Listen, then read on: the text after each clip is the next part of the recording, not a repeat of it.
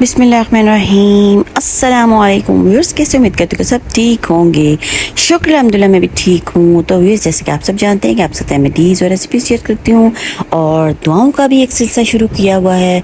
तो माशाल्लाह से दुआएं जो हैं वो हमारी ज़िंदगी में एज अ मुस्लिम बहुत ही अहमियत की हामिल हैं और हमारा सच्चा और पक्का अकीदा भी है कि दुआओं के ज़रिए से हम अपना रूहानी इलाज करते हैं और अपने बेशतर मामलात जो हैं मामलाते ज़िंदगी हम दुआओं के ज़रिए से ही पूरे करते हैं।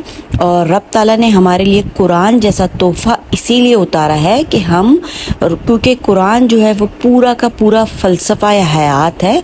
उसमें बताया गया है हमारी ज़िंदगी के बारे में कि हमें अपनी ज़िंदगी कैसे गुजारनी है और दुआएं रब ताला ने उतारी हैं ताकि उनके ज़रिए से हम अपना इलाज कर सकें और अपने आप को शिफायाब कर सकें, एक अच्छे इंसान बन सकें, सेहत तंदुरुस्ती हासिल कर सकें, अल्लाह ताला की रहमतें बरकतें और अनायतें हासिल कर सकें। तो अल्लाह ताला ने हमारे लिए बहुत ज़्यादा आसानियाँ पैदा की हैं। किसी भी इंसान को रब ताला ने मुश्किल में नहीं डाला। हर इंसान के लिए अल्लाह मियाँ ने आसानियाँ पैदा की हैं कि कौन किस तरह अपनी ज़िंदगी में आसानी ला सकता है और बहुत ज़्यादा मुश्किलात नहीं पैदा की उसकी ज़िंदगी में। बाकी मुश्किलात तो कुछ लोग हमारी ज़िंदगी में पैदा कर देते हैं, हमें तकलीफ़ें पहुंचा के, जादू टोने करके और हसद नफ़रत करके, हसरत करके नज़र बद का शिकार हम लोग हो जाते हैं। तो व्यूअर्स, वीडियो जो है वो बहुत ही लंबी हो जाएगी अगर इस टॉपिक पे बात की जाए। तो आते हैं दोबारा टॉपिक की तरफ। तो व्यूअर्स, आज का जो टॉपिक है वो है माशाल्लाह से हर दिन आदमी पर एक सदका है, ठीक है। और ये क्या है? फरमाने मुस्तफ़ा सल्लल्लाहु अलैहि वसल्लम, अल्लाह ताला के जो महबूब हैं उनका फरमान है। ये कोई अपने पास से मैंने कोई भी बात नहीं लगाई, अल्लाह के महबूब ने फरमाया है और कहा है। क्या कहा है? अर्ज़ की गई, या रसूल अल्लाह सल्लल्लाहु अलैहि वसल्लम, हमारे पास माल कहाँ है कि हम सदका करें। इरशाद फरमाया, भलाई के दरवाज़े बहुत ज़्यादा हैं। सुभान अल्लाह, अल्हम्दुलिल्लाह, अल्लाहु अकबर।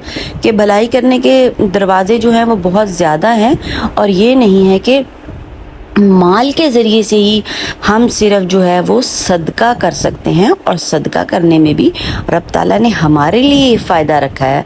रब ताला को हमारे फ़ायदे की जो है वो हमारी नहीं है कि हम रब ताला के लिए कुछ करें। रब ताला की बहुत मखलूक है, चरिंद परिंद, हैवानात, दरख्त, जो कि रब ताला की इबादत में लगे हुए हैं। अगर अल्लाह ताला ने हमें इबादत के लिए भी कहा है तो उसमें हमारा ही फ़ायदा है। नमाज पढ़ते हैं तो एक्सरसाइज हो जाती है और हम जो है वो नेगेटिविटी से बच जाते हैं, उसमें हमारा फ़ायदा है। अल्लाह ताला का कोई फ़ायदा नहीं कि सोचे नहीं। तो हमने ये अपनी, जब हम ये सोच पॉजिटिव कर लेंगे कि जो भी काम हमने करना है उसमें हमारा फ़ायदा है अल्लाह रसूल के हुक्म के मुताबिक, तो हमारा ही फ़ायदा है। तो आसानी कैसे कि पैदा की अल्लाह ताला ने कि जिसके पास माल नहीं है वो भी सदका कर सकता है।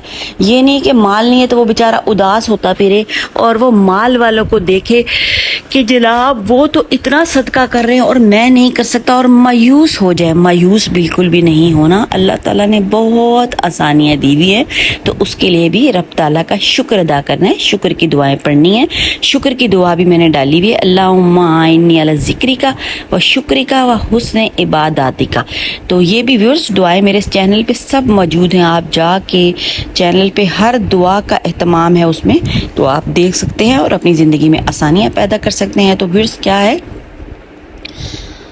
इरशाद फरमाया कि भलाई के दरवाजे बहुत हैं, नेकी का हुक्म देना।